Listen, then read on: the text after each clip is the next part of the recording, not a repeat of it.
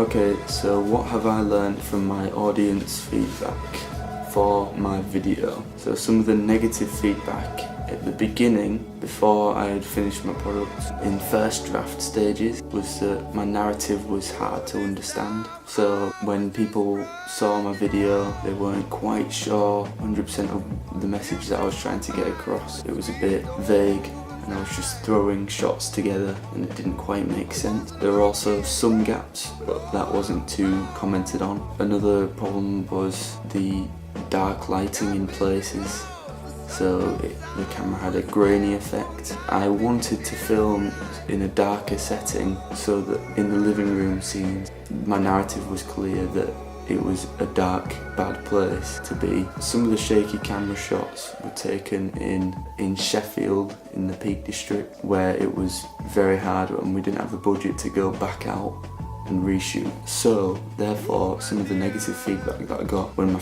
products were finished was still, the lighting was still too dark and the camera was still too shaky. That's some stuff that I got from SurveyMonkey, from the people that I had previously shown the video to clip in my lesson. So they were unfortunately unavoidable problems with my video that my class identified. So after my initial feedback, what I initially learned that I needed to do was to make my narrative much clearer and show the older brother character his clear journey of knowledge, make my audience understand why he went up the mountain and what he learned. Some of the positive feedback that I got in the initial feedback session was that I had good camera movement, good shot locations in the Peak District, and good use of mise en scène to create meaning. For example, using props like the sign which said Reynard News. Reynard means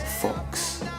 Foxes are also cunning, and Fox News, the news company, is also notoriously cunning, and Fox News supports the narrative that I am revealing. In my final audience feedback survey, some of the positive feedback that I got was that my narrative was clearer and the video was a little bit easier to watch. Therefore, you could say that it was a success and that I learned from my initial audience feedback, but perhaps with a higher budget, more time and better equipment, the video could have been as good as I wanted it to be, and I could have improved the mistakes that my class identified. What I learned from the audience feedback on my ancillary text is that the initial audience feedback with my class,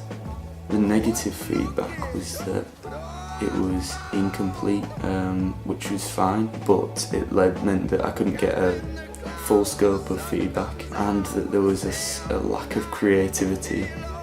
It didn't really pop, it was just relatively basic, and that the text was over onto the left hand side of my advert and it needed to be centralised. Some of the positive feedback that I got in the beginning, in the initial audience feedback, was that I created meaning with my ancillary text in the way that my digipack on the outside was a cave, and when you opened it up you saw the beautiful world, meaning that you see the truth of the world, the real beauty of the world. In my final survey of the people that I previously asked in class to give me feedback, in my final survey I only got positive feedback. First of all, that I'd finished the products and that the stuff that I had finished was good.